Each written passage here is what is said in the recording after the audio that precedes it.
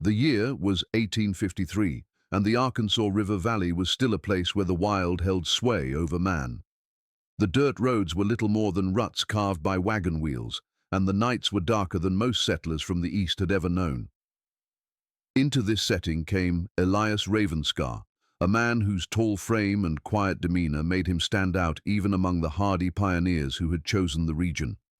He arrived with his wife Margaret, a pale, thin woman whose health had always been fragile, and their 4 children, ranging in age from a boy of 13 to a toddler barely walking. They traveled with only 2 wagons and a handful of livestock, seeking a patch of land where they could start over. No one knew exactly why they left Tennessee so abruptly, but locals noted that they kept to themselves from the moment they arrived. Elias was a man of few words, and his silence often made people uneasy.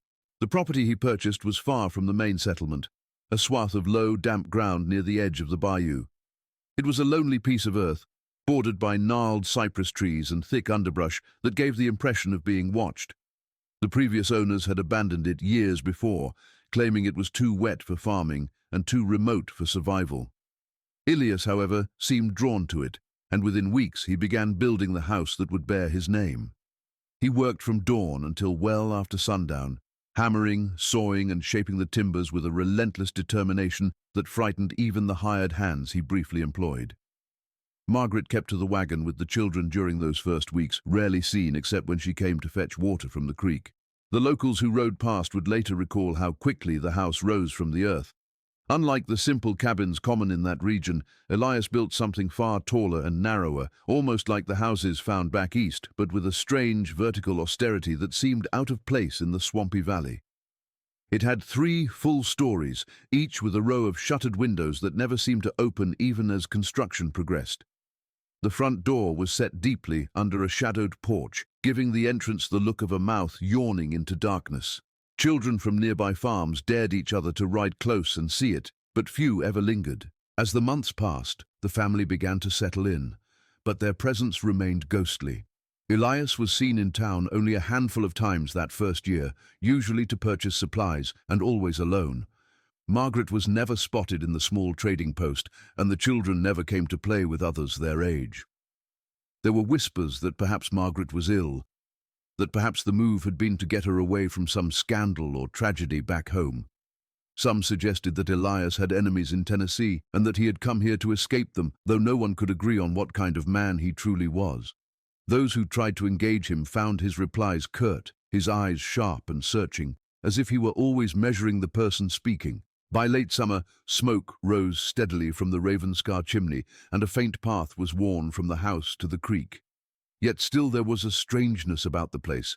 At night, neighbors swore they could hear hammering and the sound of boards being dragged across the floor long after the house should have been complete. A lone lantern sometimes glowed from the attic window, its light swinging back and forth as though someone paced within. Dogs would not go near the property, and even the horses pulling wagons would grow skittish when approaching the narrow road that led past the front gate. When autumn came, the crops planted by Elias were sparse and stunted, and the fields seemed perpetually wet. Despite this, Elias did not appear concerned. He kept to his work, mending fences, deepening the drainage ditches, and extending the barn. Neighbors who stopped by to offer assistance or inquire about the harvest were met with cold politeness and quick farewells. It was as if the family existed behind an invisible wall, shut away from the life of the valley. For those who caught a rare glimpse of Margaret at an upstairs window, she looked like a figure in mourning, her face pale and thin, her hair tied back severely.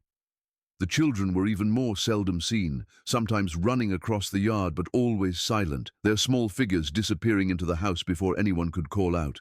By the onset of winter, a stillness had settled over the property that made many uneasy.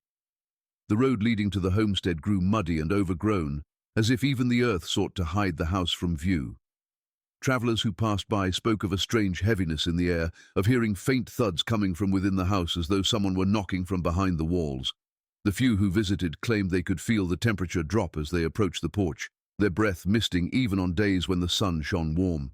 Whatever drew Elias Ravenscar to that remote corner of Arkansas, it seemed to have taken hold of him and his family entirely, and those who lived nearby began to whisper that something unnatural had begun to root itself in the house that now loomed silently over the valley. The house that Elias built became the talk of the surrounding countryside, not because of its beauty, but because of the strange feeling it gave those who came near it.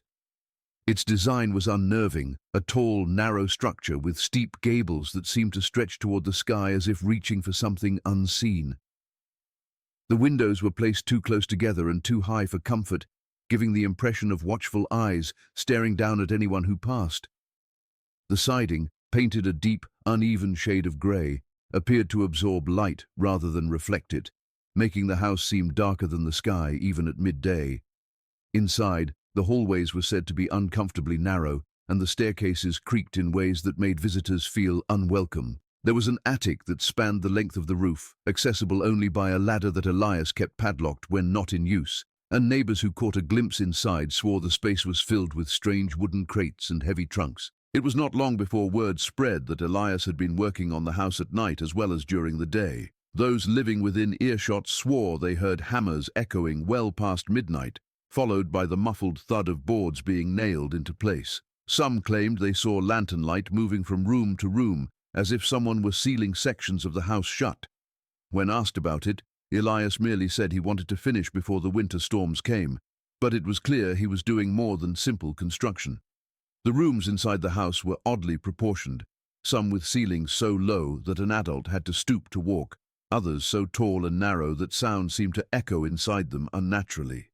There were doors that led nowhere, opening into walls, and windows that were boarded up from the inside, despite being fully functional. The house had an atmosphere that visitors could not shake off. It smelled of damp timber and earth, as though the bayou had crept into its bones. The floorboards felt soft in places, and in others they groaned underfoot even when no one was standing on them. The walls were thick, and conversation seemed to die the moment it was spoken, swallowed by the silence. Margaret was almost never seen outdoors once the house was completed, and when she did appear, she moved quickly and glanced over her shoulder as though fearing she might be followed. The children's appearances became even rarer, and when someone did spot them near the edge of the yard, they were pale and thin, dressed in clothes too heavy for the season. The inside of the house became a subject of fascination among the few neighbors brave enough to step across the threshold. Those who were invited in reported that it was strangely cold, even in summer, the air heavy with a musty, metallic scent. The furniture was sparse, most of it handmade by Elias himself, and there were no pictures on the walls, no signs of warmth or domestic life. Some visitors described hearing faint tapping sounds coming from behind the walls, as if something were living inside them. Others said they felt the floor beneath their feet vibrate slightly, though no one else seemed to notice. A few swore they heard whispers, but whenever they turned to listen more closely, there was only silence. Travelers who took the road past the Ravenscar property often remarked on the unsettling sight of the house at dusk. Its silhouette seemed larger than it should have been, its sharp angles cutting into the dimming sky. Sometimes there was a single candle burning in the attic window, its glow faint and flickering, like a signal to no one. At other times, the house stood in complete darkness, not even a wisp of smoke from the chimney, as though it were abandoned. But by morning there would always be fresh tracks in the dirt near the porch and new wood nailed over the windows or doors, as though Elias had been working again through the night. The more the house took on its final form, the more people in the valley began to avoid it. Even those who had once offered help with the harvest stopped riding past the property, preferring to take the longer road through the next county rather than glance at the dark shape looming in the distance. Livestock would balk at the fence line, refusing to cross, and stray dogs went missing after wandering too close. By the end of that year, there were few who dared to knock on the Ravenscar door at all, and those who did reported that Elias would answer quickly, his face pale, his shirt damp with sweat as though he had been laboring hard in some unseen part of the house. The family seemed to have shut themselves away behind its walls completely, as if the house was not merely a place to live but something they had become part of, something that kept them inside even as it kept the rest of the world away. By the time winter approached, Margaret Ravenscar was no longer seen outside at all. Where she once came to the creek with a pail or walked the yard with the smallest child on her hip, she now seemed to have vanished into the house entirely. Neighbors who passed by noted that only Elias was ever spotted in the yard, his boots sinking into the wet earth as he worked on the fences or cut wood for the fire. The windows on the second floor, where Margaret and the children's rooms were said to be, were kept tightly shuttered even on days when the air was stifling. Travelers who paused on the road claimed they heard a woman's voice calling softly from somewhere deep inside the house, though whether she was speaking words or simply humming was unclear. The sound was faint, almost pleading, and it would stop the moment anyone drew closer. Rumors began to spread that Margaret had fallen ill. Some believed she had succumbed to fever, which was common in the swampy lowlands that year, and that Elias was hiding her away to keep the sickness from spreading. Others said it was grief that had taken her, that she had grown weary of the isolation and lost her mind. The more superstitious settlers whispered that the house itself had claimed her, that she was still inside, but no longer entirely human. The children were seen even less frequently than before, and when they were glimpsed from a distance they seemed strange, moving in quiet lines as though following instructions no one else could hear. One neighbor, a woman named Hester Lowe, swore she had heard crying coming from the nursery window late one night.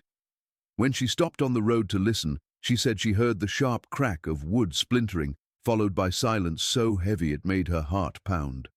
By morning, new boards had been nailed over the nursery window from the inside, sealing it completely. Elias offered no explanation to anyone, though he was seen later that week carrying several heavy planks toward the house after dark. His face was gaunt, his eyes sunken, and his shirt hung loose on his frame as though he had not been eating. Inside the house, things were said to be worse. A traveling carpenter who came to deliver wood claimed he heard scratching coming from behind the upstairs door, a sound like fingernails clawing against wood. He asked if one of the children was trapped, but Elias quickly dismissed him, paying for the lumber and sending him away without allowing him inside. The carpenter later told others in town that he had seen small handprints on the inside of the second-story window, pressed into the condensation as though someone had been standing there for hours. As the weeks passed, the stillness around the Ravenscar home deepened. No smoke came from the chimney for days at a time, and the path leading to the house became overgrown as if no one had walked it.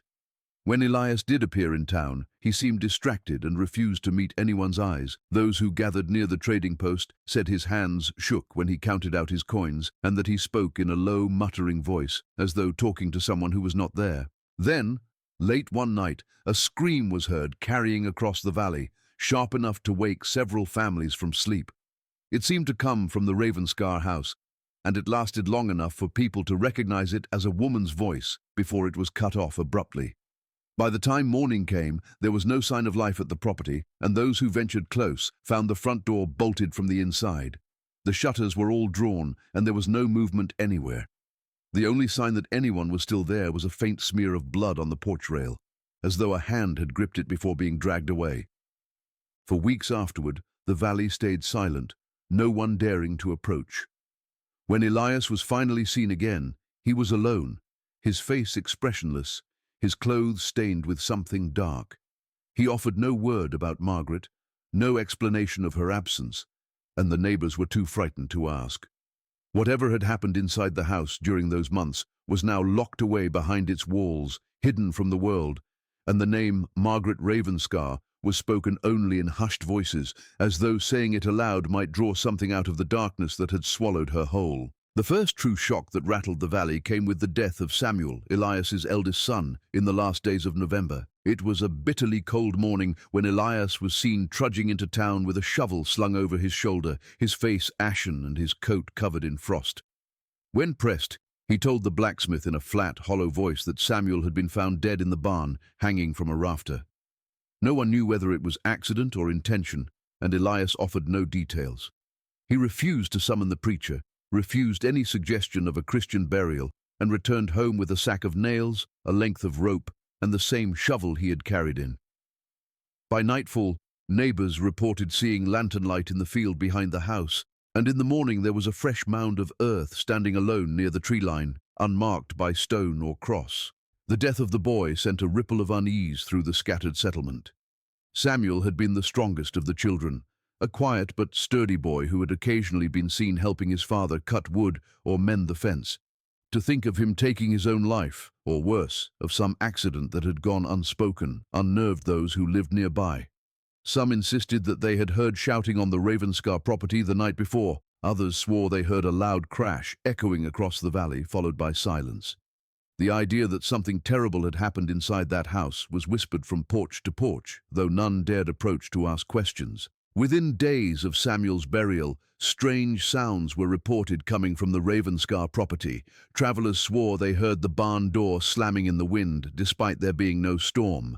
The faint sound of a rope creaking could be heard at night, as if something swung slowly back and forth in the rafters. One man claimed he saw a figure moving inside the barn by lantern light, long after Elias had gone inside for the night, a tall shape standing perfectly still in the doorway before vanishing. These stories only deepened the fear that was beginning to spread through the valley, fear that the tragedy was not yet done with the Ravenscar family. Margaret's absence was now complete. No one had seen her face for weeks, and with Samuel dead, some wondered if she had taken to her bed in grief or if she too had perished inside the house. The remaining children were rarely glimpsed, and when they were, they looked thinner, their faces pale and hollow-eyed.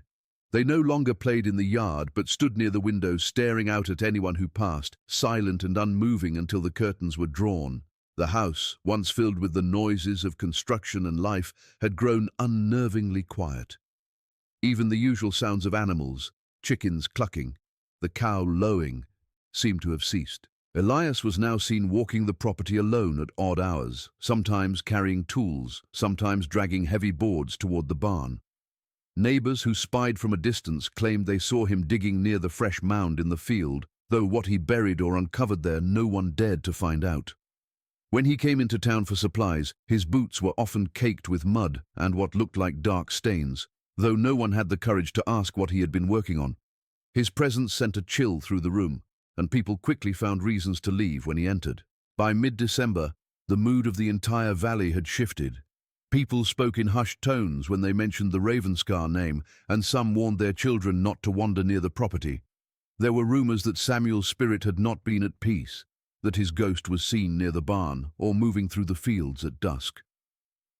One woman claimed she heard a boy crying for help as she passed the road near the house, but when she returned with her husband to investigate, there was no sign of anyone, only the sight of the attic window standing open for the first time, with the curtains swaying in the wind.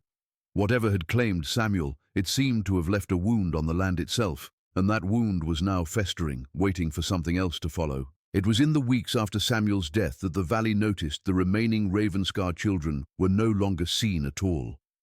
Where once there had been the occasional glimpse of them slipping through the yard or peering from the upstairs windows, now there was only the oppressive silence of the house. No small footsteps could be heard on the porch. No childish voices floated through the damp air. When neighbors passed by, they reported that every window on the second floor had been boarded shut from the inside, the nails driven in so deep that the wood warped against the frame. It was said that Elias worked through several nights in a row to finish the task, hammering steadily until the sound carried across the fields, a grim rhythm that seemed more like sealing a coffin than securing a home. One night, a farmhand named Thomas Ward claimed to have seen a lantern burning in the nursery, the faint light moving back and forth as if someone were pacing. He heard what he swore was the sound of a child's fists beating against the inside of the walls, followed by a muffled scream that made his horse rear and nearly throw him from the saddle. By morning, the window to the nursery was completely covered with planks so thick that no light could pass through. No one could confirm if the children were still alive, and Elias offered no answers when he came to town.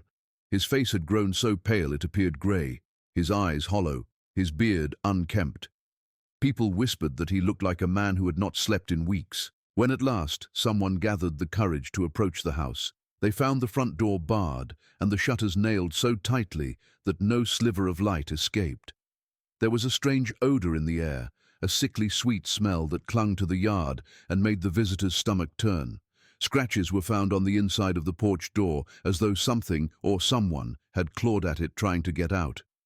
Neighbors debated what to do, some insisting that they should force their way inside, others terrified of what they might find if they did. Days passed with no sign of movement, until one evening Elias was seen walking the property alone, dragging something heavy behind him toward the tree line, leaving deep grooves in the wet soil that were later washed away by the rain. In the weeks that followed, more people reported strange noises from the Ravenscar house. Some heard the sound of children sobbing faintly through the night. Others said they heard laughing that ended too suddenly, cut off like a snapped string. Several swore they saw shapes moving behind the shuttered windows, faint shadows that pressed against the wood as though trying to escape. Even in daylight, the house seemed darker than it should have been, its corners filled with a shadow that refused to lift. Travelers passing along the road would hurry their horses until the house was well behind them, unwilling to linger within sight of it. By the first thaw of spring, rumors spread that the upstairs nursery had been sealed from the outside with nails driven in a pattern too deliberate to be simple boarding. Those who dared to step onto the porch reported a silence so deep it felt as though the house itself were holding its breath. When one man pressed his ear to the wall of the nursery from outside, he claimed he heard a faint rustling, like fabric moving in the dark, followed by a sharp knock from within. He fled and never returned. The Ravenscar children were never seen again, and the growing sense was that whatever had happened to them was something so terrible that Elias would rather lock it away forever than let the world see. The house itself now seemed to wear the tragedy openly.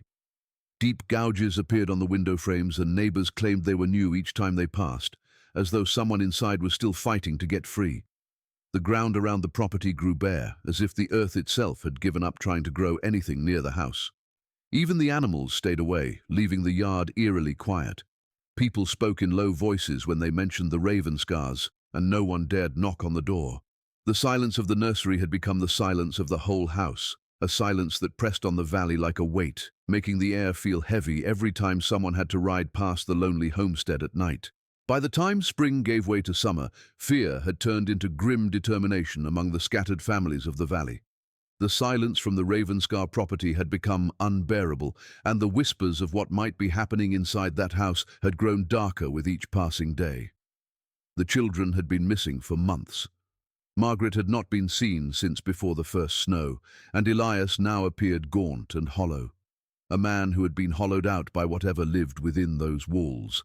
The neighbors began to speak of intervention, not just out of concern, but out of self-preservation, convinced that whatever curse had gripped the family might soon spread. It was decided that a group of men would go to the property together, not as visitors, but as witnesses, to confront Elias and demand an answer for the fate of his wife and children. They chose a cloudy morning, when the air was still and heavy, to ride out toward the Ravenscar house. There were 6 men in all, armed with lanterns, axes, and a pry bar in case the doors were barred. As they approached, the house loomed through the mist like a blackened skeleton, its tall frame jutting against the pale sky. No smoke rose from the chimney, no sound came from the barn or yard. Even the birds seemed to have abandoned the trees that ringed the property. The men tied their horses to the fence, though the animals balked and pulled at their reins, unwilling to stay near the house. The front door was locked from the inside, just as they had feared. They called for Elias, their voices carrying over the stillness, but there was no reply. Only the faint sound of wood shifting in the heat answered them, like the house itself groaning. When a second round of calls went unanswered, one of the men swung his axe against the door. The wood splintered easily, and within minutes they forced their way inside. A wave of cold air greeted them, carrying with it the smell of mold and something far fouler, something metallic and sweet that turned their stomachs. The house was dark, even though the morning sun was rising, and they lit their lanterns to push back the gloom. What they found inside was worse than they could have imagined. The furniture was overturned as though there had been a struggle, and the floor was coated with a thin layer of dust, disturbed by strange, dragging tracks. The walls were marked with deep scratches, some low to the ground as though made by hands or claws, others high and jagged as though someone had raked at the wood in a frenzy. Every window had been nailed shut from within, and the air was stifling, thick with the smell of decay. They moved cautiously from room to room, calling out the family's names, but the only sound was the creaking of the floorboards under their boots. When they reached the second floor, they found the nursery door sealed with iron nails, hammered deep into the frame. It took several blows with the pry bar to wrench it open, and when they did, a gust of air rushed out that was so cold it made the lantern flames shiver. Inside, the room was bare except for a small cradle tipped on its side and long, deep scratches along the floorboards leading to the far wall. The windows were boarded over so completely that no light entered, and the air smelled of mildew and something older, something that made one of the men gag and turn away. There was no sign of the children, no sign of Margaret, only the evidence of something frantic and desperate that had taken place there. They descended into the cellar next, following a faint trail of dark stains down the narrow steps. The air grew damper and colder with each step, and when they reached the bottom, they found the space nearly empty, except for a shovel, a rusted bucket, and several large wooden crates pushed into the corners. Some of the men swore they heard movement behind the far wall, a faint shuffling that stopped the moment they turned their lanterns toward it. They searched every corner but found no living soul, no trace of Elias and no bodies. It was as though the family had been swallowed whole by the house, leaving only the marks of their final days behind. When the men finally left, they did not speak. They boarded the door shut behind them and swore they would return with more help, but few of them ever did. Some refused to go near the property again, convinced that the house was not empty at all, but watching, waiting. The silence that had haunted the valley did not lift. If anything, it grew heavier, as though the house had absorbed the men's fear and added it to its own. From that day on, people spoke of the Ravenscar home only when necessary, their voices dropping to whispers when they mentioned the sealed nursery or the cellar that seemed to breathe cold air even in the heat of summer. It was years before anyone found the courage to destroy the house. For a long time it stood empty, a dark silhouette against the horizon, its windows shuttered, its roof sagging under the weight of storms and time. Travelers passing by at night still claimed to see a single light in the attic, swaying as though someone carried it back and forth. Others said they heard faint noises drifting from the house when the wind was still, sounds too faint to name but enough to make them spur their horses and ride faster until it disappeared from view. The children who grew up in the valley were warned never to go near it, though some dared each other to creep close to the porch. Those who did always returned pale, swearing they had heard footsteps following them or seen the shape of a figure standing motionless in one of the upper windows. By the late 1870s, the house had fallen into ruin. The shutters hung loose, the porch sagged, and the boards were warped from years of rain and heat, but still no one moved in. It was as though the land itself rejected new life. The fields around it remained barren, patches of earth blackened and cracked even in wet seasons. No grass grew near the front gate, and the tree line had begun to creep closer, as if the forest were slowly swallowing the property whole. There were stories of hunters who strayed too close and returned shaken, claiming to have heard children laughing faintly in the distance, though no children lived anywhere nearby. The decision to burn the house was not made lightly. It came after a series of strange events that left the valley uneasy. Livestock found dead near the fence line, travelers reporting voices calling their names from the dark, and one boy who vanished for nearly 2 days only to be discovered wandering near the house, unable to speak and staring blankly as though in a trance. The community gathered one night under a moonless sky and agreed that the house had to be destroyed before something worse happened. They gathered torches and oil, and a small group set out to end what they believed had cursed the valley for decades. When they reached the house, it was silent, but the air felt thick and heavy, as though the walls were holding in a breath. The men doused the porch and lower floors with oil, their hands shaking as they worked. One swore that as he struck the first match, he heard the sound of nails popping from the walls, as if the house itself was bracing against what was coming. When the fire caught, it spread quickly, racing up the walls and licking across the roof until the entire structure was engulfed in flames. The onlookers stood at a distance, watching as black smoke twisted into the sky, carrying with it the smell of burning wood and something fouler, a scent that made several of them retch. Some of the witnesses claimed that as the fire consumed the house, they heard cries coming from within, high-pitched wails that could not have come from any living person. Others swore they saw figures moving in the flames, shapes that looked like children running from window to window, their faces pale and desperate before vanishing into the smoke.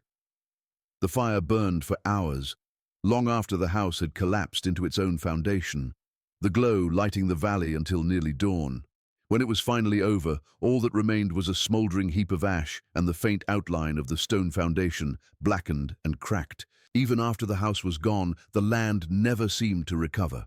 No one dared rebuild on the site, and the ground remained barren, as if the fire had seared it beyond redemption. Rain pooled in strange hollows where the house had once stood, and those who ventured close claimed they still heard faint scratching beneath the earth, like something trapped just below the surface.